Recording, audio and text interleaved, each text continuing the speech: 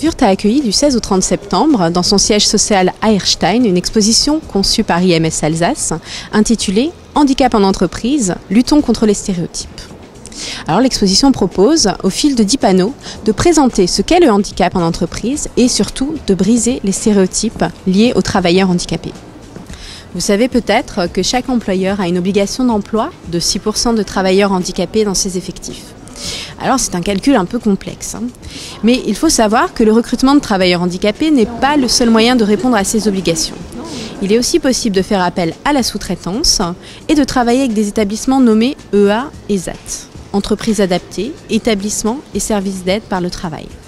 Ce sont des unités qui offrent une activité professionnelle adaptée aux possibilités de travailleurs lourdement handicapés. Leurs domaines d'activité sont très variés. Wurt fait appel notamment à ces établissements pour des travaux de conditionnement, de matérialisation de CV ou des commandes de buffets et de plateaux repas, et souhaite y recourir à l'avenir encore davantage. Pour Wurt, travailler avec ces structures, c'est nouer des partenariats durables, respecter ses engagements sociétaux et ses valeurs. Et en plus, ces prestations sont de bonne qualité, avec des tarifs en général compétitifs. Pourquoi s'en priver? Mais revenons au début. Nous parlions de briser les stéréotypes liés aux travailleurs handicapés en entreprise. Alors, qu'est-ce qu'un stéréotype? Si je vous dis, les Français sont chauvins, c'est ce qu'on appelle un stéréotype, c'est-à-dire une idée reçue, des croyances partagées sur un groupe de personnes, portant généralement sur leurs traits de personnalité ou sur leur comportement. Nous en avons tous des stéréotypes, qu'ils soient positifs ou négatifs d'ailleurs. Sur le handicap et les travailleurs handicapés, des stéréotypes, il en existe beaucoup et encore plus peut-être dans l'entreprise. Les travailleurs handicapés sont lents, ils sont plus souvent absents que les autres, ils vont coûter cher car il va falloir aménager leur poste de travail, ils doivent être cantonnés à certains postes seulement. Et avouez-le, même vous, lorsqu'on vous parle de travailleurs handicapés, à quoi pensez-vous? La personne en fauteuil roulant, n'est-ce pas? Le problème, c'est que ces stéréotypes peuvent être gênants. Ils freinent l'embauche et le maintien dans l'emploi des personnes handicapées. Pourtant, si on s'intéresse aux chiffres, on peut se rendre compte que pour la plupart, ils sont faux.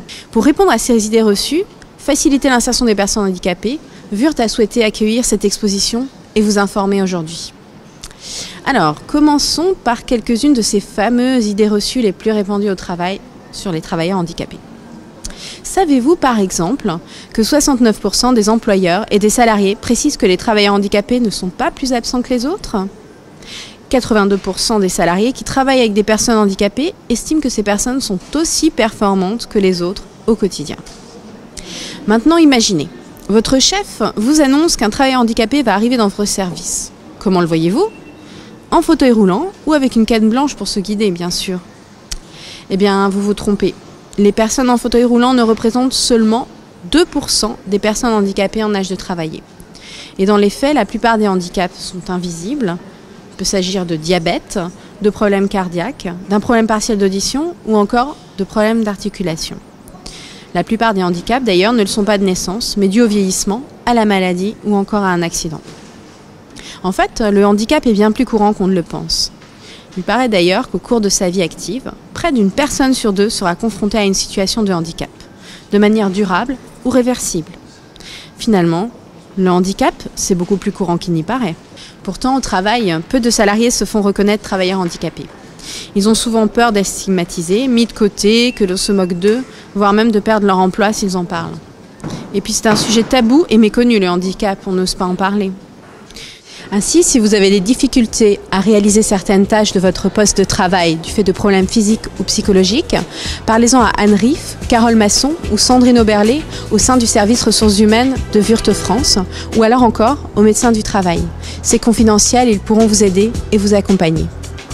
Pour terminer, n'oubliez pas que le handicap, nous risquons tous d'y être confrontés dans notre vie professionnelle. Donc nous sommes tous concernés.